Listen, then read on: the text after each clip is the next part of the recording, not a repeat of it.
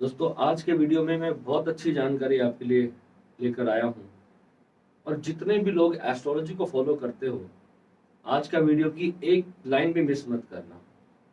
क्योंकि कोई भी एस्ट्रोलॉजर, मैं खुद एक एस्ट्रोलॉजर हूँ, कोई भी एस्ट्रोलॉजर आपको ये बात का रहस्य नहीं बताएगा। क्योंकि इन चीज़ों में एस्ट्रोलॉजर्स की पूरी दुकानदारी डिपेंड करती है। और अब आप कहोगे कि मैं क्यों बता रहा हूँ। मेरा आनंद है बताना। मेरे अंदर, मेरे दिमाग में कीड़े ही कुछ ऐसे दौड़ते हैं कि मैं सारा रहस्य एक बार में खत्म करने की कोशिश करता हूँ, पर लोगों की समझ में आता नहीं। क्योंकि इतने डरे हुए हो कि क्या करे और क्या ना करे। जरा सा मन में नेगेटिव विचार आता है तो इतने भयभीत होते हो कि क्या करें। ये लाइफ है, इसमें इतना भयंकर दुख है और इतना भयंकर सुख है कि आप सुख भोगते भोगते थक जाओगे, फिर कुछ समझ ही नहीं आएगा। फिर कहोगे अब सब कुछ तो देख लिया, सब कुछ तो भोग के देख लिया, अब मैं क्या करूं। कभी सुख के भोग से किसी को थकते हुए देखा है? सुख के भोग से कभी किसी व्यक्ति को थकते हुए देखा है कि वो सुख भोग भोग कर थक गया, अब वो कहता है कि बस अब मैं मर ही जाऊं तो अच्छा, मैंने सब देख लिया। ये घटना मेरे साथ 2018 में हो गई थी। 2018 सन आते आते मैं इस दुनिया के सुखों से पूरी तरह से अवगत हो चुका था। जो जो भी हाईएस्ट सुख यहाँ पर, जो जिसको कहते हैं कि भोगने का होता है, वो मैं भोग चुका था 2018 तक की एज में। अब आप कहोगे मेरे पास तो इतना पैसा भी नहीं है, मेरे पास कुछ भी नहीं है, फिर ऐसा कौन सा सुख मैंने भोग लिया? जिन जिन चीजों को आप सुख समझते हो, वो मैंने हर वो सुख भोग लिया। हर वो सुख समझ लो, उसके अंदर सब कुछ आ जाता है। अब वो आध्यात्मिक रहस्य है कि अध्यात्म की किस साधना से वो सब कुछ संभव होता है, वो सब अलग चीजें हैं, वो भी कभी आपको बताऊंगा विस्तार से। मगर 2018 सन आते आते मैं इस जीवन में किसी भी प्रकार की सुख की आकांक्षा से वंचित हो गया था कि अब मुझे कोई और सुख चाहिए। मैं अपना ही अनुभव आपको बताता हूँ, मैं किसी और के जीवन को लेकर के यहाँ नहीं बता सकता। जो मेरे जीवन ने मुझे दिखाया है, मैं केवल वही बात यहाँ पर करता हूँ। अब एस्ट्रोलॉजर जितने भी हैं, जितने भी ज्योतिष हैं, वो आपको केवल उनकी जो पूरी पढ़ाई है वो केवल इस चीज की है कि आपके जीवन में सुख कैसे आए। अब सुख आने के लिए हमारी कुंडली में 9 ग्रह हैं और सब में से किसी न किसी का टायर पंचर आपको मिलेगा ही मिलेगा। ऐसा कोई भी नहीं है ग्रह कि जो, ऐसा कोई व्यक्ति नहीं होगा जो कहेगा कि मेरे 9 के 9 ग्रह मेरे फेवर में चल रहे हैं, सब के सब मेरे साथ अच्छे चल रहे हैं। कोई भी ग्रह ऐसा नहीं होगा इस जीवन के अंदर जो आपको केवल सुख ही सुख देगा और केवल दुख ही दुख देगा। ऐसा नहीं हो सकता। चाहे वो राहु है, चाहे वो केतु है, चाहे वो कोई भी ग्रह क्यों ना हो। बृहस्पति अगर आपका बहुत ज्यादा स्ट्रांग होगा तो आपको बहुत ज्यादा भोग विलास देगा। भोग विलास में क्या क्या आएगा, एग्जाम्पल ले लेते हैं। बहुत सुंदर खाने के 50-50 चीजें आपके खाने की टेबल पे होंगी। कितने लोगों को मिलता है ऐसा खाना? 50 सब्जियां आपके खाने की टेबल पे हों, क्या ऐसा भोग आपने रोज कितनी बार ऐसा भोजन किया होगा? हमारे यहाँ पर मेरे भाग्य में ऐसा बृहस्पति लेकर के मैं पैदा हुआ कि हर तीसरे दिन मुझे किसी न किसी पार्टी का इनविटेशन होता था और वहां पे 70 तरह का भोजन होता था। मैं भोजन कर करके थक गया, भोजन से नफरत हो गई मुझे। बहुत कम आयु में मुझे भोजन से नफरत हो गई। बस इतना ही खाने की इच्छा रहती है कि जितने में मेरा शरीर सेट है। और जब हम नई नई चीजों को टेस्ट करते हैं तो हमें अच्छा लगता है, आज हमने ये खाया, आज हमने वो खाया। ये भोग आपको प्रारब्धवश कहाँ से प्राप्त हुआ? जब आपका बृहस्पति अच्छा है, जब आपकी कुंडली में शनि अच्छा है, मंगल अच्छा है, राहु अच्छा है, ये सब ग्रह जब आपके अच्छे हैं, जब आपको अच्छा फल दे रहे हैं, तो आपके इस तरह के कॉन्टैक्ट्स बन जाएंगे। ये हर रोज आपके जीवन में बहुत नई नई तरह के भोग विलास आएंगे। समझ रहे बात को? शनि आपको कॉन्टैक्ट्स देता है। जितना आपका शनि स्ट्रांग होता चला जाएगा, आपके जीवन में उतनी ज्यादा भोग विलास की वस्तुएं आनी शुरू हो जाएंगी। आप वाहन से संपन्न होंगे, आप भूमि से संपन्न होंगे, आप बैंक बैलेंस से संपन्न होंगे। अब इसके विपरीत अगर ये सब नहीं है तो क्या कोई उपाय करने से ये सब वापस आ जाएगा? तो अब इस बारे में आज वीडियो बना रहा हूं कि उपाय एक्चुअल में है क्या, उपायों की साइंस क्या है। इतने सारे ज्योतिष हैं जो सिर्फ ग्रहों की पूरी डिटेल्ड वीडियोस बना रहे हैं आपको सिखाने के लिए, ये राहु यहाँ बैठा है, शनि यहाँ बैठा है, तो यहाँ ऐसा करेगा, वहां वैसा करेगा। हल क्या है? मैं बात करता हूं हल की। समाधान क्या है? अगर कुंडली में शनि आपको, मान लो आपकी लव लाइफ पे दृष्टि डाल के बैठा है और आपकी लव लाइफ डिस्ट्रॉय हो गई, अब समाधान क्या है? क्योंकि जो शनि एक बार आपसे छीन लेता है वो चीज आपसे वो छीन लेता है। अब वहां से उभरना कैसे? अब आप लोग सोचोगे मेडिटेशन कर लूं, तो मेडिटेशन से मेरे को ज्ञान की प्राप्ति हो जाएगी, मेरे वो मन की जो जो चोट मुझे लगी हुई है उस चोट से मैं बाहर निकल जाऊंगा। बिल्कुल भी नहीं निकलोगे। उल्टा ध्यान करने से वो चोट और गहरी हो जाएगी, क्योंकि आप उसके प्रति और संवेदनशील हो जाओगे और ज्यादा अवेयर हो जाओगे। कितने बच्चे तो सिर्फ ये सोच के ध्यान साधना कर रहे हैं कि उन्होंने अपने माइंड को तेज करना है, उनको पता नहीं है कि ध्यान क्या चीज है, ध्यान साधना मुझे क्यों करनी है, उन्हें ये नहीं पता। कोई भी उठा करके दुनिया भर की साधनाओं के वीडियो बने हुए हैं, उठा करके माला और बैठे हैं घर में मंत्र जाप कर रहे हैं, लाख लाख मंत्र, 2-2 लाख मंत्र एक हफ्ते में जाप कर रहे हैं। इतनी ऊर्जा बढ़ा ली, फिर रात भर बैठ करके रो रहे हैं, मुझे नींद नहीं आ रही, सिर में दर्द हो रहा है, नसें फट रही हैं। ऐसा काम क्यों करना? जिस चीज के बारे में अवेयरनेस नहीं है, जिस चीज के बारे में नॉलेज नहीं है, तो बिना सीखे इतना खतरनाक अपना जो खतरा है वो क्यों मोल लेना, जिस चीज के बारे में जीरो नॉलेज है आप लोगों की। आप लोगों को 15-20 मिनट अगर आप ध्यान करते हो ना, आपको कुछ भी प्राप्त नहीं होगा, उसमें आपका समय बर्बाद होगा। इसमें 15-20 मिनट, आधा घंटा मत करो। ये आधा घंटा ध्यान करना मतलब अपना आधा घंटा वेस्ट करना। करो तो दिन में 4 घंटे 3 घंटे करो, नहीं तो मत करो। करो तो दिन में 3 घंटे 4 घंटे करो, नहीं तो मत करो। और करना क्यों है, पहले ये अपने आप से पूछ लेना, किसी गुरु से समझ लेना कि ध्यान क्यों करना है। ध्यान रखना, गुरु भी फंसे हुए इस सब में, गुरुओं को भी पता नहीं है कि ध्यान साधना क्या चीज है। बहुत लोग करते हैं, और आधी दुनिया को मैं कहता हूँ 80% मैं लोगों को अपनी गारंटी के साथ कहता हूँ, उनको आत्म साक्षात्कार प्राप्त नहीं है। जितने भी ये मत वस्त्रों पे मत चले जाना किसी के कि किसी ने ये वस्त्र पहन रखे हैं तो उसने ब्रह्म साक्षात्कार कर रखा है। ब्रह्म साक्षात्कार कुछ नहीं है, सिर्फ अपनी अवेयरनेस है कि मैं कौन हूं। जिस दिन आपको ये बोध क्लियर हो गया, उस दिन आपके सारे सवाल खत्म हो जाएंगे, उस दिन आपके जीवन का कोई मूल्य नहीं रह जाएगा, यूजलेस लाइफ हो जाएगी, बिल्कुल एक पागल गधे की तरह जीवन हो जाएगा। आप सोचते ना कि बुद्धत्व प्राप्त हो जाएगा। मैं किसी बहुत बड़े जो अपने आप को कहता है कि मैंने बुद्धत्व प्राप्त कर लिया, मैं उस व्यक्ति को कहूंगा अब हमारा जीवन तो गधे जैसा हो गया, अब हम गधे हैं। इस वक्त बुद्धत्व प्राप्त कर लिया है, गधे हो गए, अब हमारे जीवन में कोई कुछ करने को नहीं बचा है। क्या प्राप्त कर रहे हैं अब छोटी सी आयु है, अब आगे के जो 10, 20, 30 साल, 50 साल, जितने भी, जब तक हमारे प्राण नहीं छूटेंगे तब तक हम इस ढीठ शरीर को झेलते रहेंगे। ये कुछ ना कुछ डिमांड करता रहेगा, कुछ ना कुछ इसके साथ नाते जुड़े हुए हैं, रिश्ते जुड़े हुए हैं, कुछ सुख जुड़े हुए हैं, कोई दुख जुड़े हुए हैं, तो इसमें ये फंसा रहेगा। कब तक? जब तक इस शरीर में हमारी चेतना रहेगी। जान लिया जो जानना है, अब बचा क्या? कोई पहली बात है बोलता नहीं है जानने के बाद। अब जिसने जान लिया तो उसके बाद, अब उसके बाद जीवन में करने को कुछ है ही नहीं। अब बस इधर की हवा आ रही है तो इधर जा रहा है, उधर की हवा आ रही है तो उधर जा रहा है। ऐसा जीवन चाहते हो आप?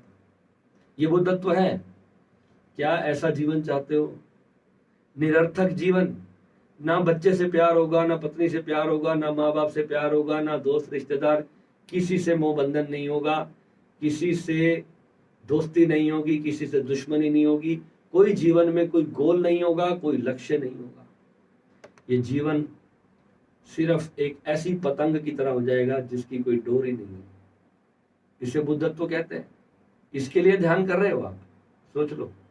ये मैं डरा नहीं रहा, मैं आपको बता रहा हूं कि जो आप 3-3 घंटे जो ध्यान करते हो, इससे जो प्राप्ति होनी है वो असली सत्य की प्राप्ति होनी है, और वो बहुत मजेदार सत्य है। सबसे बड़ी बात यह है कि उसमें बहुत आनंद है। मगर जब जीवन की जरूरतों पे काम करना छोड़ दोगे, फिर जो विपरीत असर आपके साथ आएगा। अगर आप मेरी तरह गृहस्थी इंसान हो तो आप समझ लो। कल एक साधक ने प्रश्न किया, गुरुजी ध्यान करने के लिए मैं विवाह के जीवन में जाऊं या ना जाऊं? मैंने उसको कहा कि अगर मन से नहीं आ रहा है तो बिल्कुल मत करना विवाह। विवाह की गलती मैंने स्वयं की है, मैं आप लोगों को क्या बोलूं।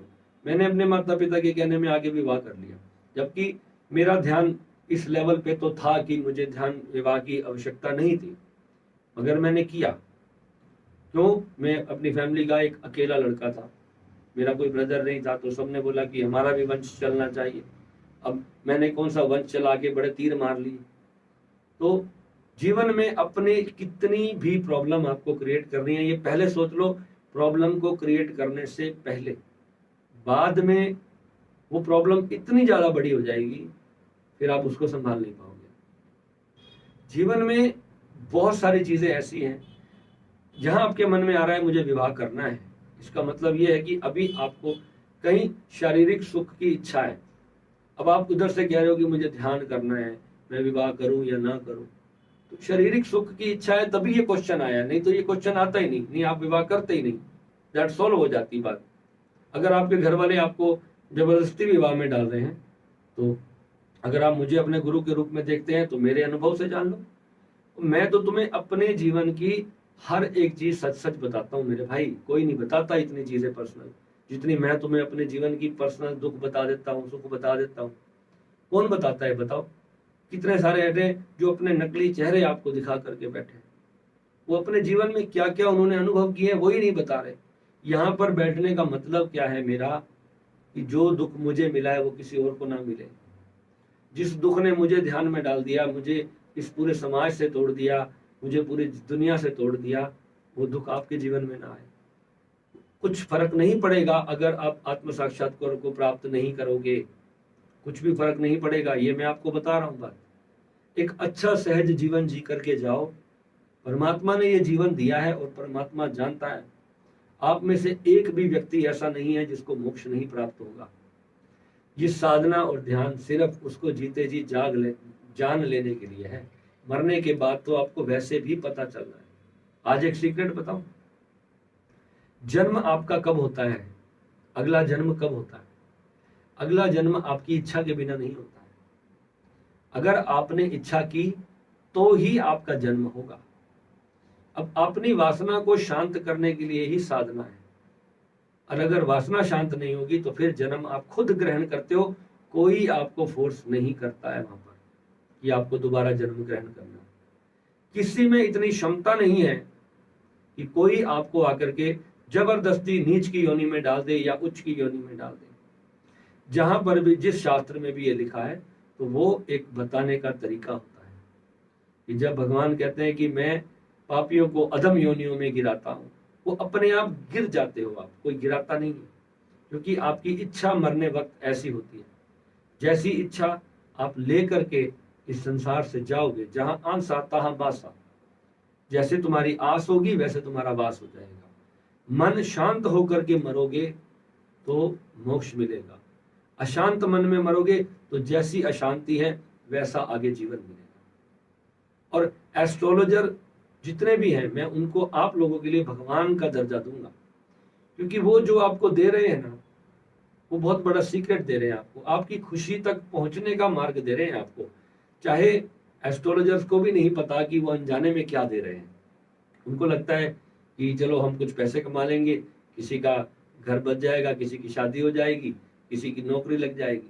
ये जो आप लोगों की जो छोटी छोटी इच्छाएं होती हैं या बड़ी बड़ी इच्छाएं होती हैं, या भयंकर भयंकर इच्छाएं होती हैं, ये सब इनका पूरा होना और ना होना आपके ही अपने प्रारब्ध पर डिपेंड करता है। और अगर आप अपने घर में बैठ करके केवल अपनी नाकामयाबियों के बारे में सोचते रहोगे और कुछ प्राप्त करने के लिए नया स्किल हासिल नहीं करोगे, इस संसार में आने का मतलब है कुछ सीख करके कुछ बड़ा प्राप्त करना, बड़े से बड़े अनुभव करना। आप अपनी इच्छाओं की एक लिस्ट तैयार करो और उनको जीना शुरू करो।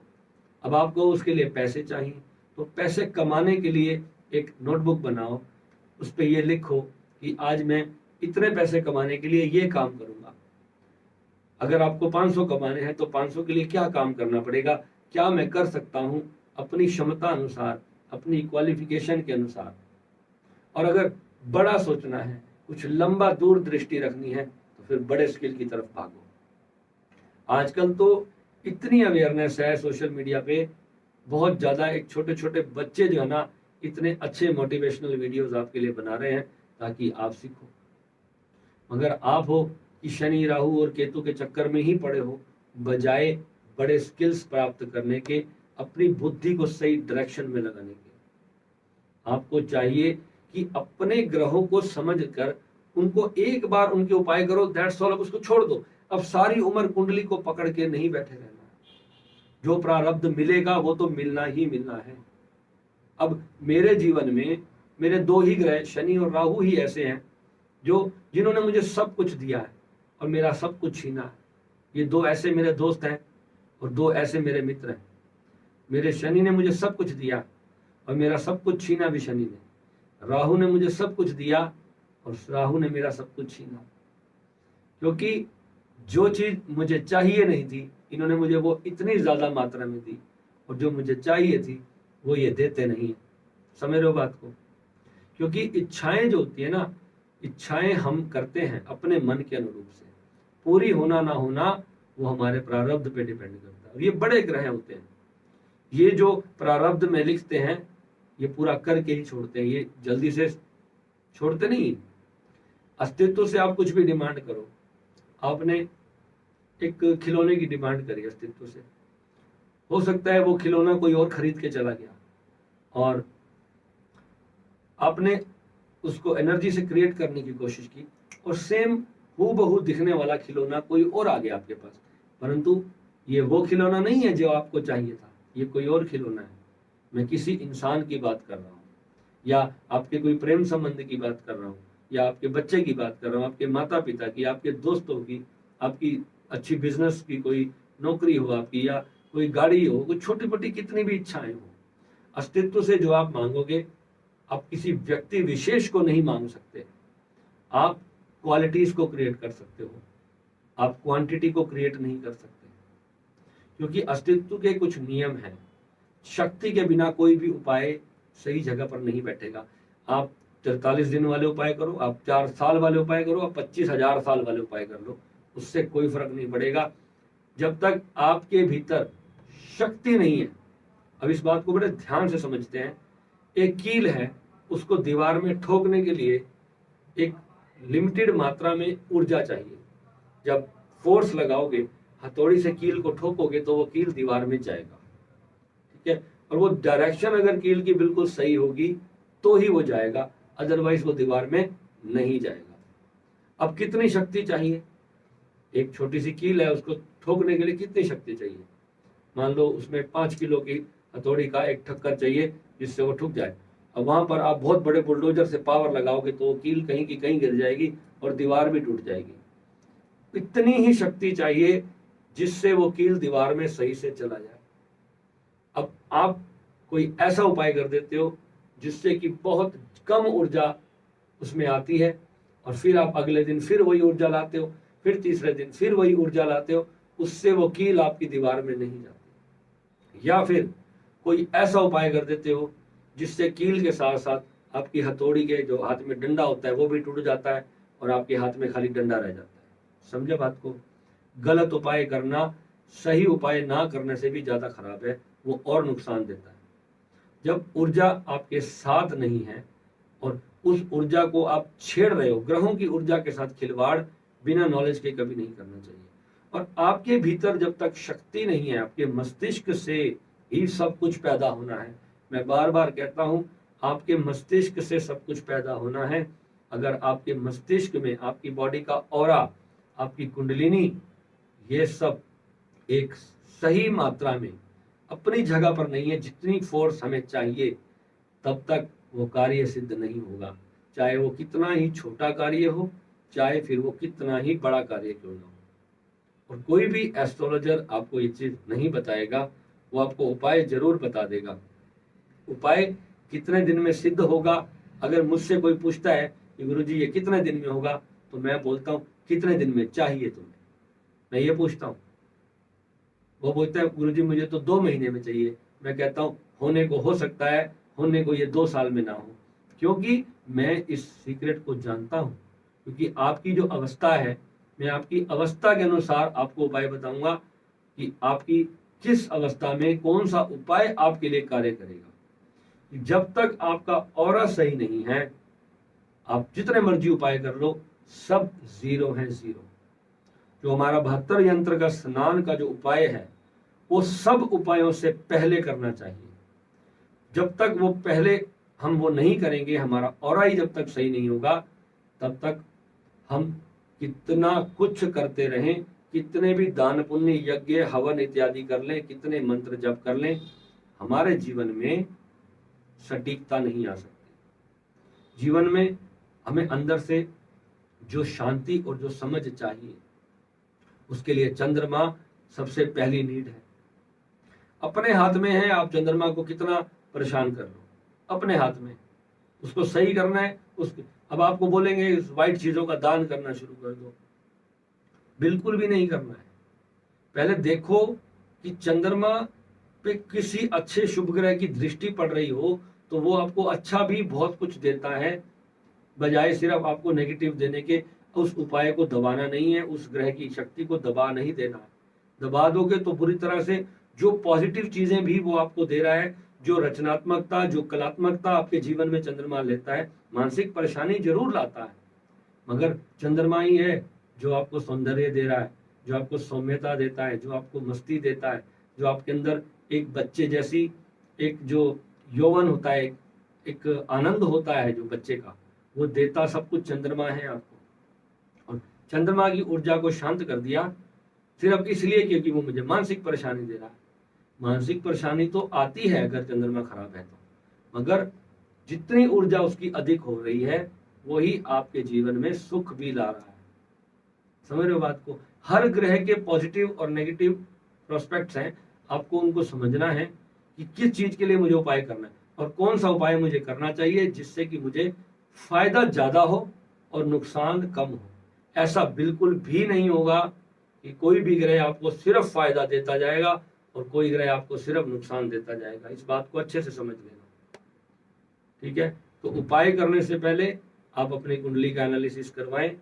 उसके लिए आप हमसे संपर्क कर सकते हैं या कहीं से भी कर सकते हैं। आप सिर्फ उपायों के लिए भी हमें फोन कर सकते हैं, पर उसके लिए भी हमारे जो चार्जेस है वो वही रहेंगे, क्योंकि हमें तो कुंडली फिर से देखनी पड़ेगी। आप कहीं से भी कराएं। उपाय करते वक्त हमेशा तसल्ली करें, अपनी पूरी क्षमता लगाएं, बहुत सारे ज्योतिषियों को सुन लें, फिर उपाय करें। ये नहीं कि मैंने कोई उपाय बोल दिया और जाके इंस्टेंटली कर लिया, क्योंकि मेरा जो रिसर्च है मैं अपने दम पे बात कर रहा हूँ, मैं किसी और के सुने सुनाए पे बात नहीं करता हूँ।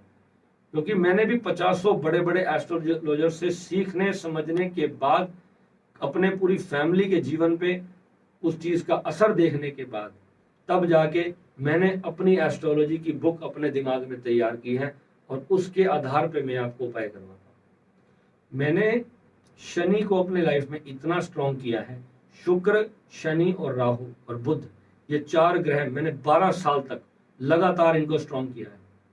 और इन चारों ग्रहों ने मेरे जीवन में, आज मैं यहाँ आपके सामने बैठा हूं ना, ऐसे ही नहीं आकर के बैठा हूं। मैंने इन चारों ग्रहों को पकड़ा, शनि, बुध, राहु और शुक्र, इन 4 ग्रहों को मैंने पकड़ा। शनि आपको जीवन में धन देता है, वैभव देता है, और जो शुक्र है वो आपको हर प्रकार की लग्जरी देता है, हर प्रकार का लव लाइफ का हैप्पीनेस देता है आपको, हर प्रकार की लग्जरी, अच्छे कपड़े, अच्छी गाड़ी, अच्छा रहने के लिए घर मकान, आपकी दुकान, जो भी आपके जो कॉन्टैक्ट्स होते हैं, ये सब शनि और शुक्र जो है, ये शरीर में जो स्वास्थ्य होता है, ये सब आपको शनि और शुक्र देते हैं। बुद्ध यानी ज्ञान, विवेक, समझ, हर चीज को क्रिएट करने की एक अद्भुत टैलेंट बुद्ध के देने वाला है। वाणी के अंदर अगर आपको प्रवक्ता बनना है, मैंने नहीं सोचा था कि मुझे प्रवक्ता बनना है, बस मैं बुद्ध इसलिए स्ट्रॉन्ग करना चाहता था क्योंकि मैं जानता था कि दिमाग जितना सच्चा होगा, दिमाग जितना ज्ञानी होगा, जितना टैलेंट होगा दिमाग के अंदर, उतनी ही लाइफ में तरक्की आएगी। जितना मैं स्पिरिचुअलिटी को, एस्ट्रोलॉजी को जितना ज्यादा समझ पाया, उसके लिए बुद्ध की आवश्यकता थी, तो बुद्ध को स्ट्रॉन्ग करता रहा। 12 साल, एक दिन भी ऐसा नहीं है कि मैंने बुद्ध का उपाय ना किया, एक सिंगल डे भी ऐसा नहीं। और साथ साथ राहु, राहु का उपाय प्रत्येक शनिवार को मैं करता था, प्रत्येक शनिवार को, और 12 साल तक किया। तब जाकर के इन चारों ग्रहों से मैंने वो एडवांटेज प्राप्त की है। अब मैं आपको कहूं कि भैया जाओ 4-5 नारियल जल में प्रवाहित कर दो, तुम्हारा राहु शांत हो जाएगा। तो ये बेवकूफ़ी वाली चीज़ें मैं नहीं बताता, ये इसलिए आपको बतानी पड़ती हैं क्योंकि यहाँ पर इतने लाखों गरीब लोग हैं जो बेचारे कुछ भी नहीं कर पाते और उनको राहु ने इतना परेशान करके रखा हुआ है। तो एटलीस्ट इतना तो वो कर सकते हैं कि थोड़ा थोड़ा शांत होना शुरू हो जाए। कभी वो एक हफ्ते में 2-4 नारियल तो अपने सर से उतार के जल में छोड़ ही सकते हैं। मगर कुंडली एनालिसिस कराए बिना नारियल का उपाय भी मैं मना ही करता हूँ, क्योंकि कई बार क्या होता है, राहु आपको बहुत अच्छा फल दे रहा होता है और आप उसको पटक के दूसरी जगह फेंक देते हो, तो फिर वो नुकसान करता है। तो ऐसा भी नहीं करना, ठीक है। तो मिलेंगे अगले वीडियो में। जानकारी अच्छी लगी हो तो शेयर करिएगा। नमः शिवाय।